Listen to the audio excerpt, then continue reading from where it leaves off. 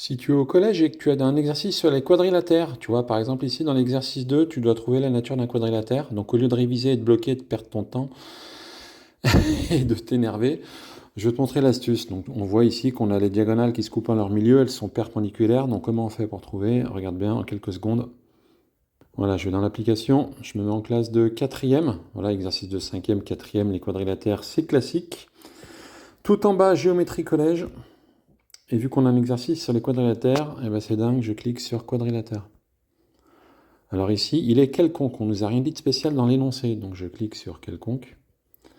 Et on va regarder qu'est-ce qu'on a de beau. Eh ben tiens, on sait ici que les diagonales se coupent en leur milieu, donc je clique ici. Et voilà, comme ça je sais que c'est un parallélogramme avec le théorème qui est juste en dessous. Par contre, c'est peut-être autre chose, donc je clique sur le bouton qui m'amène sur la page parallélogramme. On va regarder si ça peut être autre chose qu'un parallélogramme. Et ben voilà, les diagonales sont perpendiculaires, je clique ici. Et voilà, comme ça je sais que c'est un losange avec le théorème que tu vois à l'écran. Je vais quand même vérifier si c'est pas autre chose, donc je vais sur la page losange. Voilà, et je vois par contre qu'on n'a pas ces deux conditions, donc dans cet exercice, on a un losange. Ça te permet de réviser sans te perdre ton temps. Et comme ça, tu gagneras du temps pour réviser les autres matières, parce qu'il n'y a pas que les maths dans la vie.